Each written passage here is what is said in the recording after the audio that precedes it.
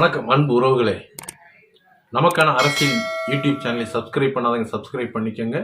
பிடிச்சிருந்தா மற்றவங்களுக்கு பகிருங்க. உங்களுடைய கருத்துக்களை பதிவு செய்யுங்க. முக்கியமாக ஒரு பிரச்சனை தீராம வளர்ந்துட்டே போகுது. அந்த வருண்குமார் ஐபிஎஸ் அவர்களின் பிரச்சனை. அண்ணன் சீமான் மீது வழக்கு போட்டு அவர் வழக்கு நீதிமன்றத்துக்கு வந்து வழக்கறிஞர்கள் அண்ணன் சீமான் மீது கேள்வி வச்சிருக்காங்க. முதல்ல நீங்க என்ன படிச்சிருக்கீங்க அப்படின்னு. அண்ணன் சீமான் படிச்சதுக்கு பல சான்றிதழ் இருக்கு. அவர் என்ன படிச்சிருக்காரு அப்படிங்கிறது.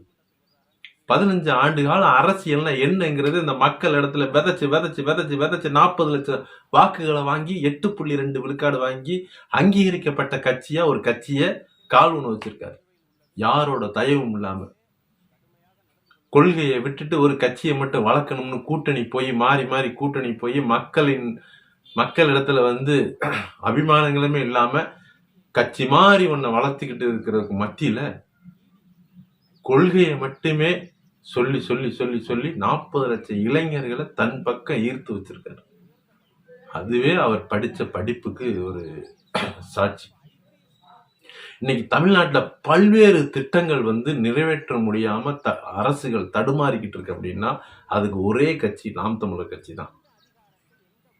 பரந்தூர் விமான நிலையமா இருக்கலாம், சேலம் 8 வழிச்சாலையா இருக்கலாம், இன்னைக்கு டங்ஷனா இருக்கலாம், கனிம வளம் சுரண்டல் மதுரையில. அப்ப ஒரு கட்சி சீமானுங்கிறவர் மேல தனிப்பட்ட முறையில நீங்க என்ன வேணாலும் குற்றம் வச்சுக்கலாம், அதுக்கு அவர் பதிலளிப்பார்.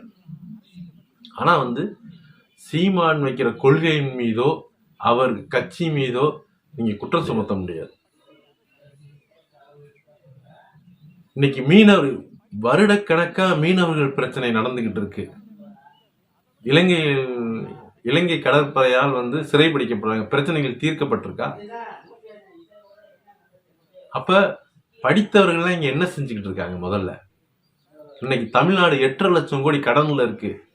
இன்னைக்கு திமுக ஒரு வருடத்துக்கு 1 லட்சம் கோடி கடன் வாங்கிக்கிட்டு இருக்குன்னு சொல்லப்படுது. வருஷத்துக்கு 50,000 கோடி வட்டி செலுத்தப்படுது. ஒரு சாமானியன் 1000-2000 ரூபாய்க்கு வட்டி செலுத்துறதுக்கு தடுமாறிக்கிட்டு இருக்கான்.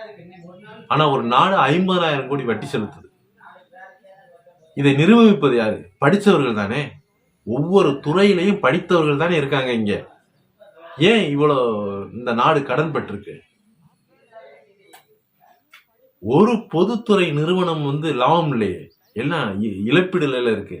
மின்சாரத்துறையா 1.5 லட்சம் கோடி, போக்குவரத்து துறையா 1 லட்சம் கோடி. அப்ப இதையெல்லாம் நிர்வகிக்கிற யாரு? அரசியல்வாதி மேல குற்றம் சொல்லக்கூடாது. அரசியல்வாதிகளுக்கு ஆலோசனை கொடுக்கிற இடத்துல அரசு அதிகாரிகள் தான், எல்லாம் படித்தவர்கள் தான். அவர்களெல்லாம் என்ன எடுத்துக்கலாம்? முட்டாள்னு எடுத்துக்கலாமா? நிர்வகிக்க தெரியாதவங்கன்னு எடுத்துக்கலாமா? நீங்க அவர்கள் மீது இந்த கேள்விகளை நீங்க கேட்க முடியுமா? என்னையா நீங்க எல்லாம் படிச்சிருக்கீங்க, ஒரு பொதுத்துறை லாபம் இல்லை அப்படின்னு கேட்க முடியுமா? உங்களால் கேட்க முடியுமா? அரசியல்னு என்னங்கிற ஒரு புரிதல் மக்கள் இடத்துல விதைச்சுக்கிட்டே இருக்காரு. அதுக்கு பலன் தான் 40 லட்சம் வாக்குகள். ஆளுங்கட்சி 50 வருஷம் ஆண்ட கட்சிகளோட தனிச்சு நிக்க தைரியம் இல்ல, தில்லு இல்ல. ஆனாலும் ஒரு கட்சி தனிச்சு மக்களை நம்பி கருத்துக்களை விதைச்சுக்கிட்டே இருக்கு. அதுவே அண்ணன் சீமானுக்கு ஒரு சான்று தான், என்ன படிச்சிருக்காரு அப்படிங்கிறது. இன்றைய காலகட்டத்தில் எம்ஜிஆர், கலைஞர், ஜெயலலிதா புதிதாக கட்சி தொடங்கினால் கூட 40 லட்சம் வாக்குகளை வாங்க முடியாது. இன்னைக்கு இளைஞர் எல்லாம் படிச்சிருக்கான், புதிய அரசியலை எதிர்பார்த்துக்கிட்டு இருக்கான், பொறுமையா இருக்கான். இவன் பொறுமையா இருப்பானா அப்படின்னு எதிர்பார்த்துக்கிட்டு இருக்காங்க மக்கள். வாக்கு செலுத்துவாங்க, தனி பெரும்பான்மையோட ஆட்சியை உட்கார வைப்பாங்க மக்கள். அதுக்கு அவர் பொறுமையா இருக்கார். அதுதான் அவர் படிச்சிருக்காரு. மக்களை நம்பிக்கிட்டே இருக்காரு பாரு. இன்னும் 10 ஆண்டுகளோட நான் மக்களை நம்பி நிற்பேன் அப்படின்னு நிக்கிறாருல, அதுவே அவர் படிச்சதுக்கு ஒரு சான்று தான்.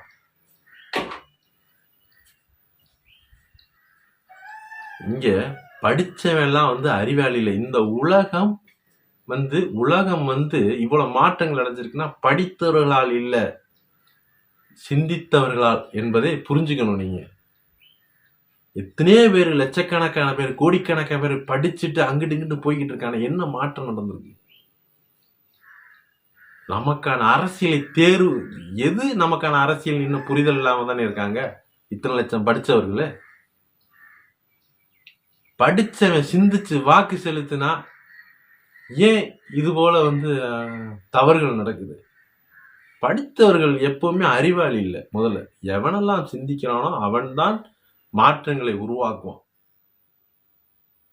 சாதாரண வெள்ளை தாளில் அச்சடிக்கப்பட்ட எழுத்துக்களை இரவு பகலாக படித்து 1ஆம் இடம் 2ஆம் இடம் வாங்குவவர்கள் அறிவாளி இல்ல. எவனெல்லாம் சிந்திக்கிறானோ அவன்தான் பெரும் மாற்றத்தை கொடுக்க முடியும். இந்த உலகம் அப்படித்தான் நடந்துகிட்டு இருக்கு. நன்றி.